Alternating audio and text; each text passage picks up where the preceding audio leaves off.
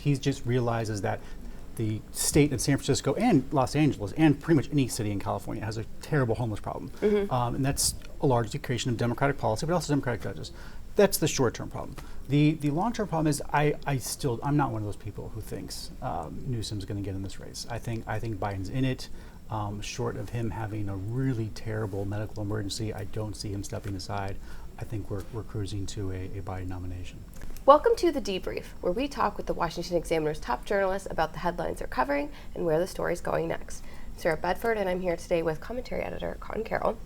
And Conn, California Governor Gavin Newsom recently blamed the courts for why he can't help clean up the homelessness crisis in San Francisco. And the Examiner wrote in an editorial that that's a pretty good case study in why Democrats shouldn't be elected to any office. So tell us about why that is. Well, not any office, particularly the White House.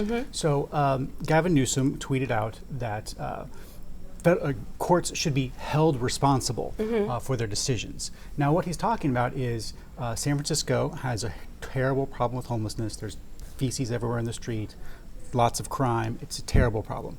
So they have tried to clear out some of these homeless encampments. However, a federal judge in December of last year issued an injunction stopping them from doing that. Now, the key point here is with this injunction is the law that the judge cited when she blocked that came from a Ninth Circuit case in which the Ninth Circuit had stopped the city of Boise back in 2018 from enforcing their own anti-camping statute. But the thing is, every one of the judges on that court that ruled against the city of Boise, they were all appointed by Democrats. They were appointed by either Obama or Clinton.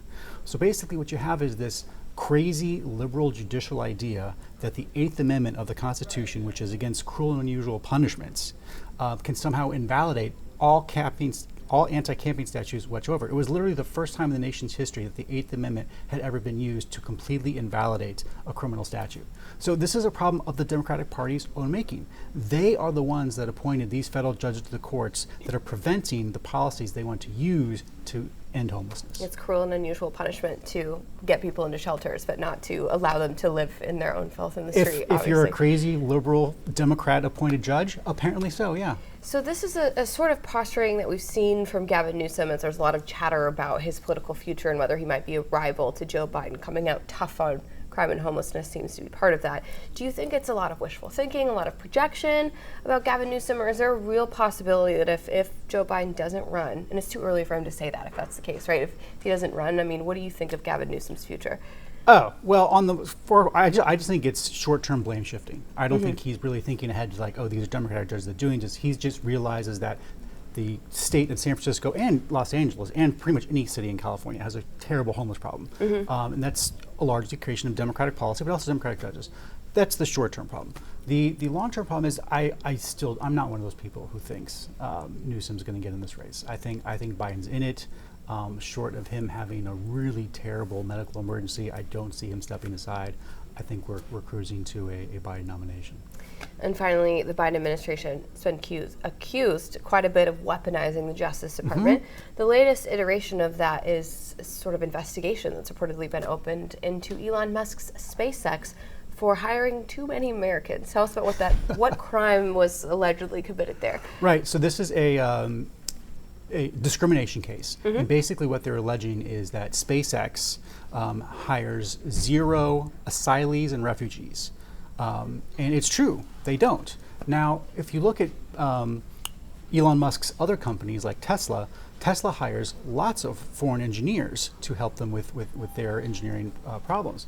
But with SpaceX, he hires 0. So is he racist with SpaceX but not with Tesla? No, that's not the reason. The reason is that SpaceX builds rockets, and rockets are on the Department of Defense lists of a number of the items that if your company even handles data on these items, not even manufacturers, but handles data on these items, then you are submitted to this regulatory regime that has very strict punishments that can include jail time if any of that data gets into the wrong hands through foreigners. So SpaceX has a policy, as does many other contractors, to not hire anyone unless they're an American citizen. The irony here is if you go to the Department of Justice's Civil Rights Office website, the very office that is suing SpaceX in this lawsuit, and you want to apply for a paralegal or to be an attorney with the office, their job descriptions, the very thing that they're suing Elon Musk for doing, their own job descriptions say you must be a U.S. citizen. So they're just as guilty of doing what they're accusing Elon Musk of. Well, what could possibly be the motive then for such a lawsuit? Well, as you may or may not be aware, Elon Musk is a huge detractor of Joe Biden and the White House. And very clearly this is a politically motivated stunt to go after and attack Elon Musk and paint him as a racist just for doing what the Department of Justice's own Civil Rights Office does. It's so normalized, it's just like we're giggling about it. Yeah, It just happens so unfortunately. often. Conn, thank you so much for being here Absolutely. today. You can get more writing from Conn and the rest of the commentary team at washingtonexaminer.com.